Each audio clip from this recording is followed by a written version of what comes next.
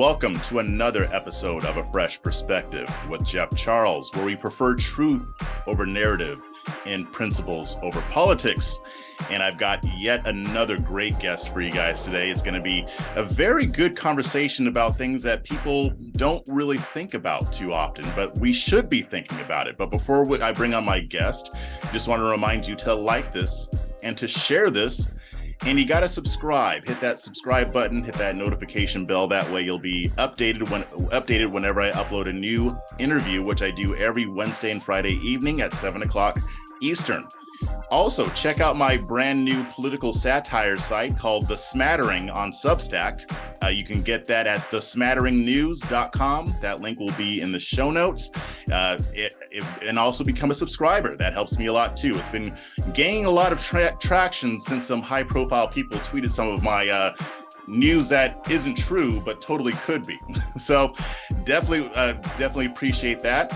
And without further ado, I'm going to talk about the culture war, and we're going to talk about local politics with my guest, the one and only Mr. Sheriff Mark Lamb. Welcome to the program, sir. Thank you, Jeff. I appreciate you having me on today. Yeah, I'm very excited about this because one of the things that I want to talk about is stuff that I've been talking about a lot with my partner in Liberty, Donnie, on Twitter Spaces. We talk about local politics all the time, and now I have a guest who I can really talk about that with and why it's important. But before we get into all of that, can you just tell us a little bit about yourself?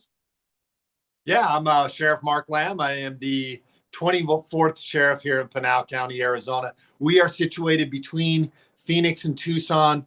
Our county is 5,400 square miles, which is the size of the state of Connecticut.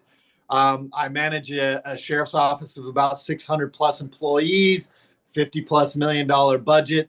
And even though we are not right on the border, on the south end of our county, there is a Native American reservation that actually runs into Mexico. So we deal with a lot of military age men in camouflage clothes. A lot of your gotaways that you hear about are coming through counties like mine, through the desert area. And then we have the I-10 interstate that runs right through the heart of my county. It is the main artery for the Sinaloa cartel, at least, and probably some of the other cartels, for the trafficking of human beings and drugs into this country, especially fentanyl. And when we talk about trafficking human beings, I know we'll get into it, but that's about enslaving human beings, because that's really what's going on here in America, which is not okay. And so but I was born and raised in Hawaii. I never thought I'd be a cop. I was a businessman, and my neighbor convinced me to do a ride along at 33 years old. I came home that morning, told my wife, woke her up, and I said, hey, I'm going to be a cop. 6 months later, I was at the academy, and I started my career at 34 years old. So that's a little bit about me. Obviously, I could go on and on, but I'll keep it at that. Yeah. I mean, and you're right with a lot of the slavery, because people don't really understand this. It's sad because human trafficking is probably one of the most widespread illicit criminal activities that people don't really know about. People get human smuggling mixed up with human trafficking, and those are two different things.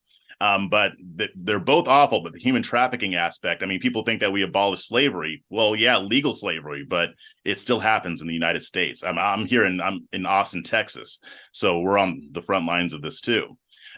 But first, before I get into that, I wanted to talk about your book. You came out with a children's book called The Adventures of Seymour Clues and Mr. Mouse, The Case of the Mysterious Sea Monster. Now, I know that's a kid's book, but with that title, that kind of makes me want to read it too. Well, it's a great book, and it was an honor to partner up with Brave Books. If you haven't seen them, go to bravebooks.com. They write great books that teach kids good values. In this world where we've really gotten down a bad path, where we're teaching our kids pervasive things that are inappropriate for children, and really trying to indoctrinate children, Brave Books is pushing back against that, finding authors that they can co-author with. And so it was an honor to do that. And we wrote this book, Miss Seymour Clues and Mr. Mouse. It's a great book, and it teaches kids how to be critical thinkers. It talks about conspiracy in the local government, irrational fears, and how we can get around that, and how we can look for the truth and find the truth. I know you opened up your podcast with that this is where you find the truth. And that's what we try to do, is teach kids how in this book that they can find the truth. and it was great to partner up with him. I have 2 other books that I wrote, and I was a best-selling author on those 2. But We I'm froze a proud little to bit. work with Brave Books on. Oh, we froze up a little bit. Are you still there? Yep, I'm gotcha. Sorry about that. Okay, no problem. Yeah, the internet's been having weird problems. That's okay though. But so I like what Brave Books is doing. I interviewed their founder a little while ago, and we had a really good conversation about what they're doing at Brave Books. You know, one thing that you said it on an appearance with Fox News. You noted that we're seeing an attack on our children in an effort to educate them about things that most parents are not okay with. We've been seeing this over the past couple of years, but it's actually been going on much longer than that. We're people who are against this, people with more conservative values, are kind of playing catch up right now. What do you think is the solution as far as pushing back against a lot of this progressive ideology on race, gender, and sexuality that's being pushed in schools and libraries and medical facilities? What Brave Books is really one of the solutions. Look, if for those people who don't know a lot about history, communism, socialism, the rules for radicals written by Saul Alinsky, one of the things he talks about is educating the children. They started in the universities, it trickled down to the high schools, then the junior highs, and now it's right straight out in our face, right in our elementary schools, in our public libraries. They're trying to push. Look, everything is an attack on our children. The abortion issue is an attack on our children. They play it off as women's rights, but it's really about aborting life in the mother's womb. They are attacking our children through the trans narrative, and all of these different things are an attack on our children. I'm not saying that we don't respect those people. I think you're the same. We respect them. We love those people. Mm-hmm. But at the same time, you cannot. It's not okay or tolerable to push those types of ideologies on our children. And so I think the way you push back is you get them good information. Give parents an opportunity to have good books, to have places where their children can go and find things that are patriotic, that talk about the founding fathers and the greatness of America. That's what we need now more than ever, and that's how we push back. You know, what I like about that is because it addresses one of my main gripes with the conservative movement and with other people with conservative values. We spend so much time just complaining about what the left is doing. And we complain about these progressives in trying to inculcate our children, which we should be complaining about, but that's not enough. You also have to come with something else. You have to come with an alternative. Like I read a story in the Daily Wire yesterday about how these pastors are doing pastor story hours now, and that's starting to gain more traction in response to the drag queen story hours. So they're not just complaining that they're trying to sexualize their children by having scantily clad drag queens read them stories in a library. They're getting pastors out there to provide something better for parents to embrace. I see Brave Books and what you're doing as the same thing. You're not just complaining about the problem, you're doing something about it and showing a different way. And may the best ideas win, which are ours. And that's why I did this. Look, I wasn't one of those people that just wanted to sit around. That's why I ended up becoming the sheriff, is because I was tired of what was happening with the rule of law, what I was seeing going on in America. And so I pushed back and I ran for office. And now I see all of this craziness that's going on in the country. So my first book I wrote was called American Sheriff: Traditional Values in a Modern World. The second one I wrote was called American Sheriff: Rules to Live By. It's based on the poem by Rudyard Kipling, If. And I tell stories of the founding fathers, stories of courage and determination and hope and sacrifice. And then this opportunity arose with Brave Books, and I love what they're doing. This was an opportunity to reach out to the children. Once again, look, it's not easy to put yourself out there. You know this. Mm-hmm. When you do, you become a target for the evil doers out there, and for the people that think contrary to you, and the ones who claim to be so loving and kind, who are oftentimes the meanest and the nastiest on the block. But you know what? We can't be afraid to push back. And I love what the pastors are doing. I love what Brave Books is doing. And they're doing something special for us. You know, we had a tragedy in our family, and Brave Books was nice enough to say, look, we're going to give $10 for every subscriber we get in the month of January. And that $10 is going to go to the charity of your choice. I chose Vets for Child Rescue. These are veterans who are fighting to protect our children from online predators and other people who would abuse our children, and children being trafficked.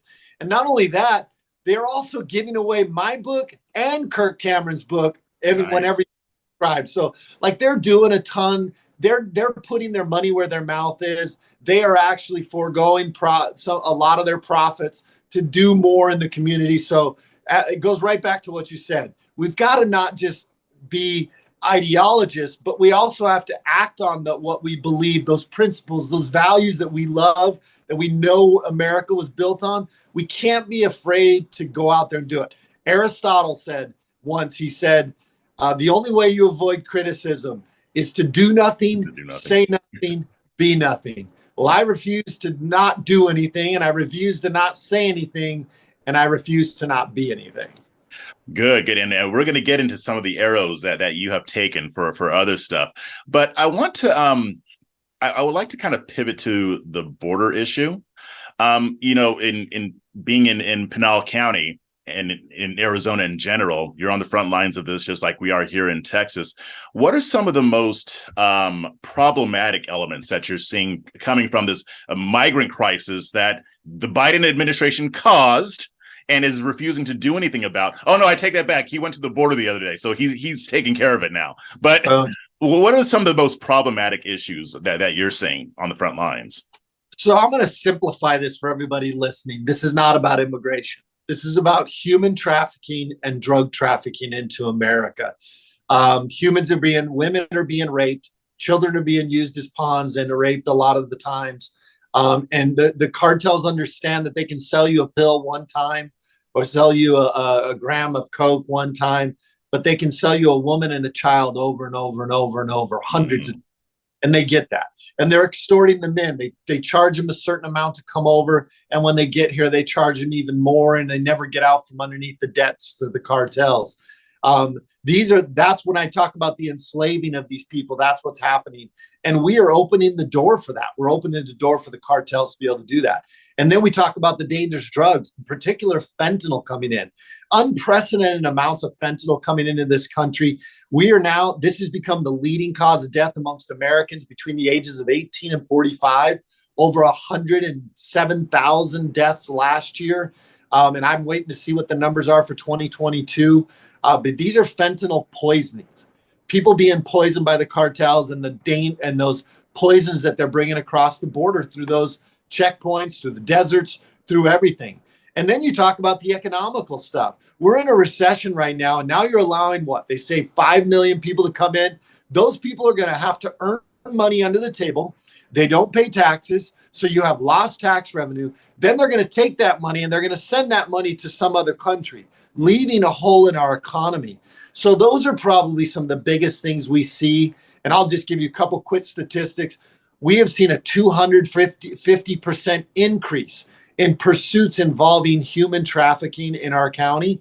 We have seen a 200% increase in traffic stops involving pursuits in our county. My guys are down there today. I guarantee you, we'll probably nab 3 or 4 or 5 human loads and hopefully a couple drug loads if we're lucky. So that's what we're dealing with every day. And that is what I think presents the largest dangers and challenges to the American people. The terrorism that comes along with it, the increased crime, and ultimately it comes down to the undermining of the rule of law, which is what I think this administration's end goal is to reinvent America, like Joe Biden said in 2020. He wanted to reinvent America. What better way to do it than to undermine the rule of law? And I know that was a long answer. I'm sorry. No, that's fine, because his former boss, if you remember, said he wanted to fundamentally transform America. I still remember that. And I'm glad that you brought up the word poisoning when it comes to the fentanyl issue, because people think, oh, they're drugs, you're choosing to put that in your body. And that's true. But if you don't know that somebody has laced it with fentanyl that will kill you, then you have been poisoned. That's murder. So that's right. That speaks to the issue.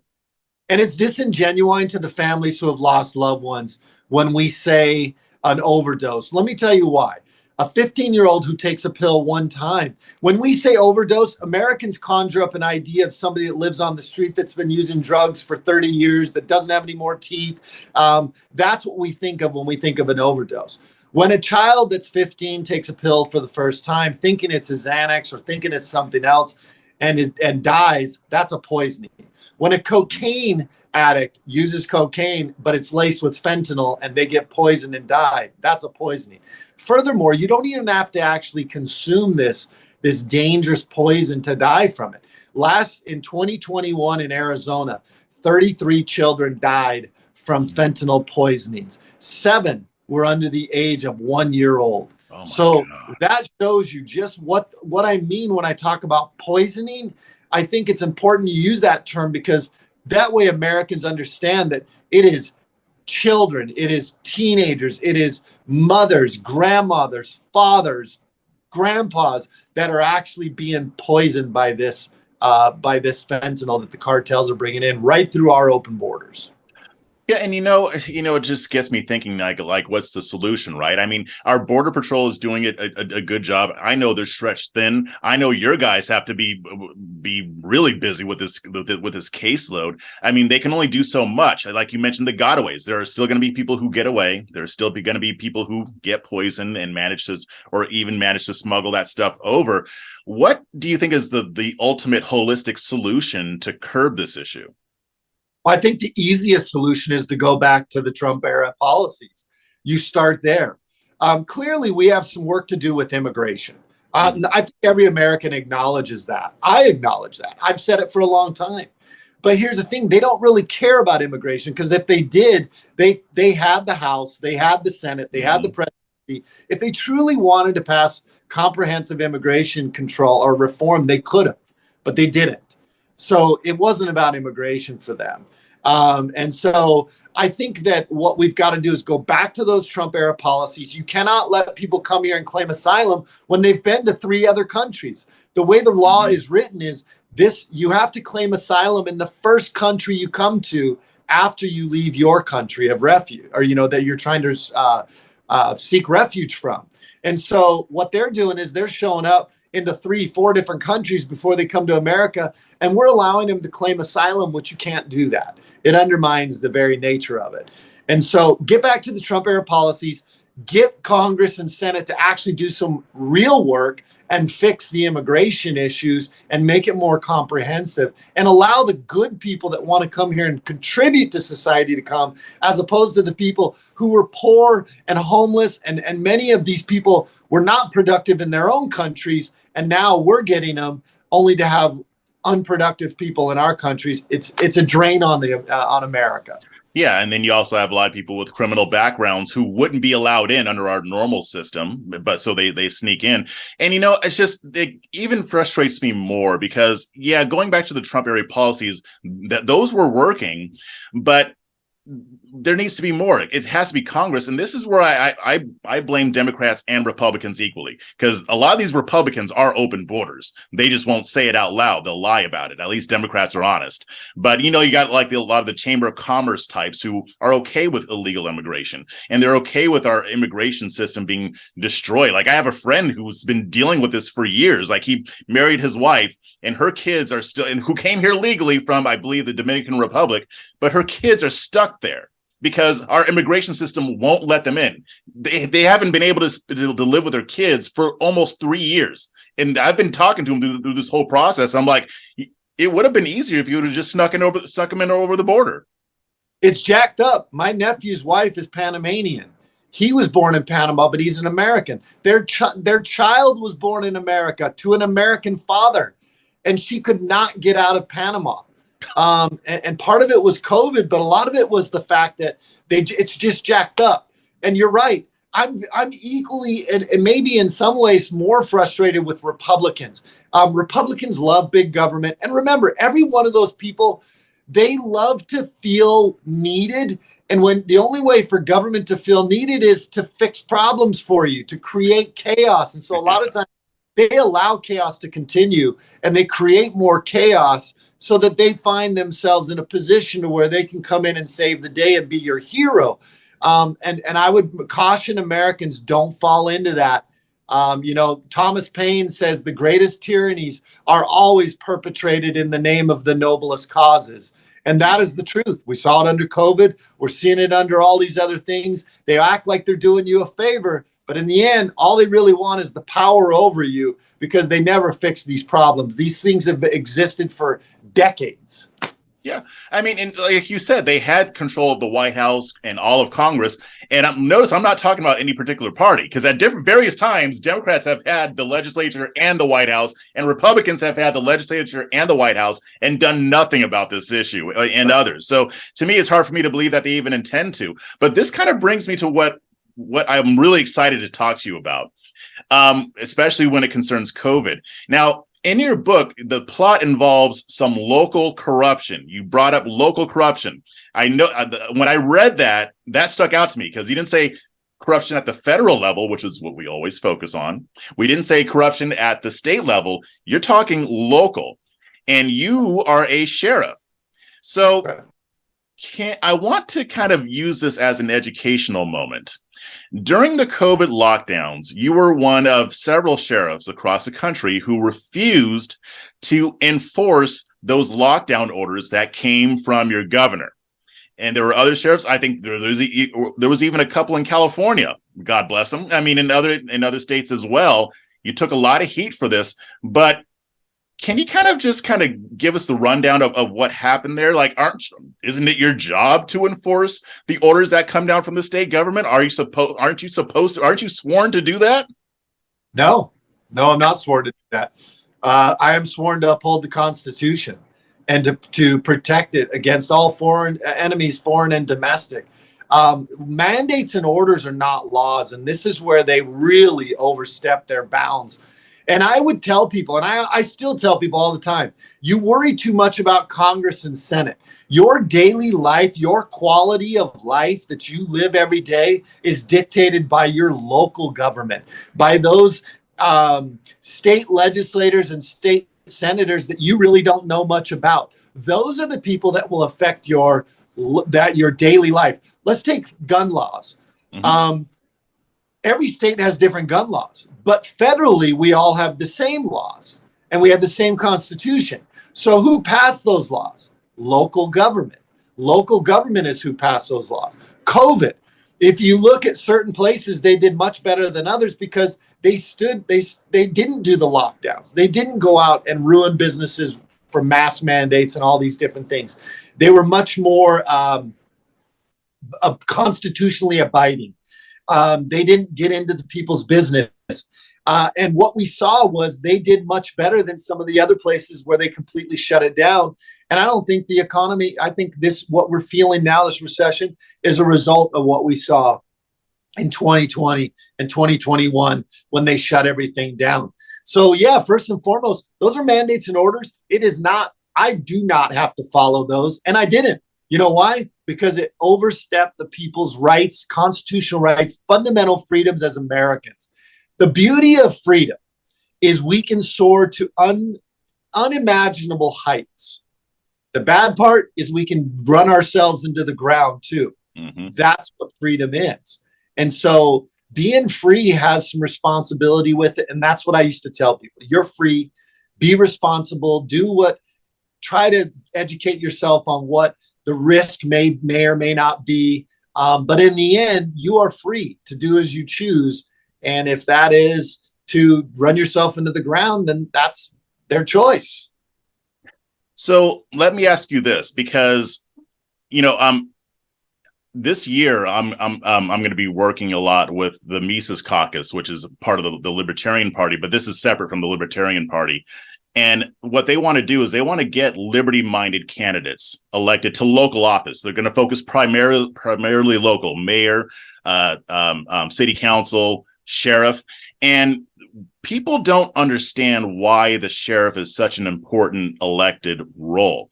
We just gave an example because you're sworn to uphold the Constitution, which means that if you have to go against a mandate or what's something your state is doing or the federal government is doing, and it's unconstitutional, it's your duty to actually go against that. Can you kind of unpack that a little bit more as a sheriff? Just so that people know, the sheriff is usually your highest elected official in the county. And the sheriff is the only law enforcement that's actually elected by the people to represent them. I always tell people, They say, well, I can't believe you say these things. You're the government. I said, no, I'm not the government. I'm your county sheriff. My job is to protect you from the bad guys and to protect you from government overreach. That is the job as a sheriff. Is I am your neutral protector from those things. And I saw that the government was overstepping it. Much like a criminal would come in and take advantage of the people, the government was coming in and taking advantage of the people. And I had a problem with that. And the beauty is that I don't work for anybody. I don't work for the governor. I don't work for the president. I work for the people of my county. They voted me in. And so when I see people encroaching on my bosses, my county residents' rights, I had a problem with that. And I stood up against it. And that is what a sheriff should do. And that's the power that the sheriff does have. And I had a lot of people who are like, you're not following the law. And I said, no, I'm following the law. I'm following the Constitution, the supreme law of the land. I said, those are mandates and orders done by some goofy local politician that wants power over you. And I'm not okay with that. See, my question is, most people don't know what you just gave people a revelation right now. I guarantee it, because most people don't know what a sheriff's role is. We just think, oh, that's just another cop, another law enforcement official, and that's it. But the role is supposed to be exactly what you described it. And I will say that a lot of this is probably because a lot of sheriffs don't do what you do, and they do just act as an arm of the state. But this is why it's important to make sure you know what's going on in your local elections. If you're electing a sheriff, you got to make sure it's somebody who's going to uphold the Constitution and protect your rights rather than just protect the state. And may God grant us men and women with a mandate higher than the ballot box. Here's the problem. Sheriffs are elected, and so are so many other politicians. So what they try to do is they try to cater to where they think the votes will come to them in the ballot box. I don't do that. If you choose not to vote me back in, I get it. That's the risk that I run. But I'll be damned if I'm going to forsake my values and my principles and what I believe this country was founded on, just so that I can get more votes from the people. And much like what you saw with DeSantis, when people see that you are actually strong and you stand up for things, even when the heat is on, that will actually get you elected. But a lot of them, they want to hide in the corner. That was the problem, is we saw so many politicians, especially local politicians, hide in the corner and not be heard when we needed them the most.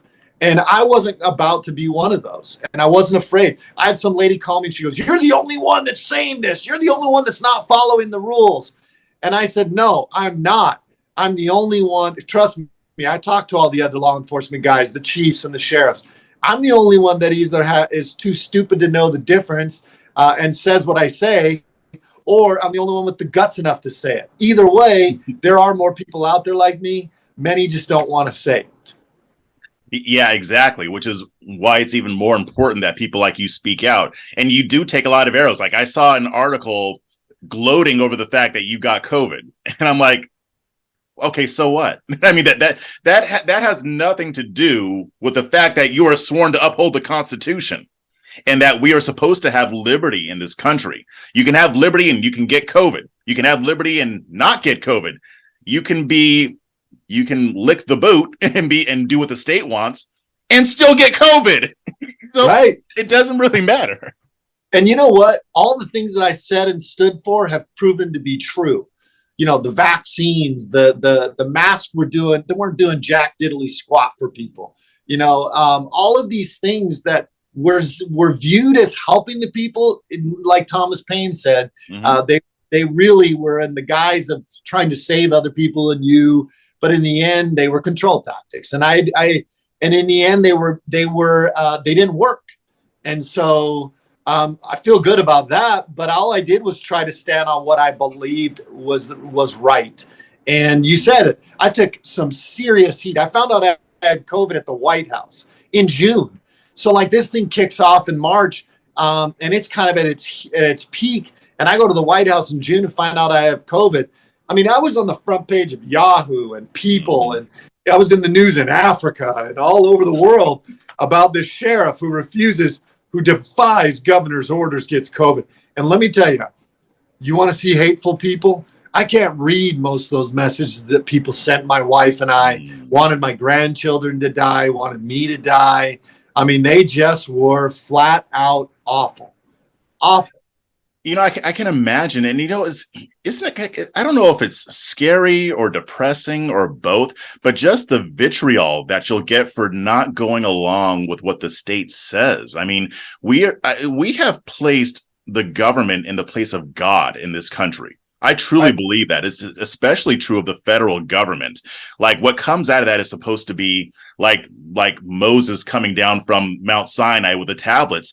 And like, if you go against it, especially as somebody who is part of the government, but you understand what your role is, you understand that your role is to protect people's rights, that can, like, it's just what the hate that elicits in people. It's really, I saw a lot of that over the COVID age, and it's just kind of scary to me. I'm going to share a couple things with you that it takes courage now. It does. It takes courage. If you look at communism and socialism, what we're dealing with now is we're dealing with evil, but we're dealing with American communists is what we are. Mm-hmm. And they're in the name of America, they're pushing communism on us. And, communism, the first thing you have to do is you have to remove God. Because nothing can be higher than government in those types of government setups. Communism, socialism, government has to be higher than everything, including God. So you see the attacks like on Kirk Cameron last month when he's out there pushing a book that's a religious book. You see the attacks on the pastors and the people being arrested, and you can't go to church during COVID, all these crazy things. Rollo May wrote a book. Speaking of courage, Rollo May wrote a book, Man's Search for Himself. And in there was a great quote. It says, the opposite of courage is not cowardice. The opposite of courage is conformity. And really, that's what we're seeing in the world is cowardice is being played out in the form of conformity. The government is using us against ourselves. He is turning brother against brother, family members against family members, neighbors against neighbors. They are turning us, and the people are doing the bidding of these elected officials who are making these choices and feeding us bad information while they're doing it. And that is what's sad. So the opposite of courage is conformity. Yeah, don't rock the boat. Don't do anything, say anything, or be anything. That's conformity. Yeah. And you really touched on a very strong point there when you talked about how they turn us against each other. I mean, under COVID, you had people calling police like, "Oh, my neighbor doesn't have a mask on." I mean, doesn't that sound familiar? That sounds like North Korea, right? I mean, that sounds like China. I mean, even beyond that, like you have them turning us against each other because we have a D next to our name or an R next to our name, or because my skin is a different color from yours, or I come from a different background. And they have us thinking that each other are the enemy. And I'm not saying that there aren't disagreements between D and R and all the rest, but they have us believing that fellow Americans are the enemy when it's really the state that is both of our enemies. They don't like any of us. Right. I always tell a story about taking back the power. I always share a scripture, 2 Timothy 1:7, for God hath not given us a spirit of fear, but of power and of love and of a sound mind. And, power, I always talk to people about power. Jordan Peterson shares a story of why zebras have stripes, and I'll tell that story if you have a second. Go ahead. Yeah. But a lot of people think the zebras have stripes for camouflage for their surroundings, but we know that's not true because a lion can be 2 feet in front of you and you don't see their tan. A zebra you can see from 2 miles away. Mm-hmm. So the scientist goes out, wants to understand it. So he's watching this herd and he's looking at the zebra and he looks down to make a note. And when he looks back up, he can't find that zebra again. It mixed in with the other ones. So he says, okay, I'm going to take this can of red paint. I'm going to go out in the Jeep tomorrow. I'm going to paint an X on the butts of a few of the zebras so I can watch them. So he does it the next day, goes and paints the X, comes back, thinks he's pretty slick, gets up the next morning, and the predators had eaten those zebras with the red. And what he learned is the predators cannot hunt the herd. They can only hunt you by separating you, dividing you out, finding one that they can separate from the herd. And he also realized that stripes, the zebra stripes, were not camouflage from their surroundings. They were camouflage for each other. And that be the people principle. Our strength are our zebra stripes. Our strength is us standing together as a people, regardless of skin color, ideological beliefs, political beliefs, religious beliefs. None of that matters. We are all Americans. And that's what they know. That's why they try to divide you out. And mind you, we're not being hunted by zebra. We're not being hunted by lions. We're being hunted by jackals and hyenas is who we're being hunted. And so we still need those guys like me who paint a red X on my butt and go out every day and put myself at risk to the predators. But at the same time, the moral of the story is we have to recognize what our strength is, what our zebra stripes are. And that's we the people. And that's why we have to stand together and not let them divide us on so many issues. Because in the end, when you get out there and realize we all just have the same thing in common, we're just trying to survive. We're just trying to make it, pay our bills. And most of us are very decent to each other. And so they've created this, and it's by design, because they have to divide it to you to conquer you. That's perfect, and that's good. That's a good way to end. I mean, that was a great story. I mean, and I really appreciate you coming on, because I guarantee you this has been very educational. I'm going to be making sure that everybody I know who needs to know this will see it. But before we sign off, why don't you let everybody know what you have going on? Let them know where they can find you, all that good stuff. Yeah, you can find me on Instagram at American Sheriff. On Facebook, it's Sheriff Lamb, and on Twitter, Sheriff Lamb1. On Truth Social, it's American Sheriff.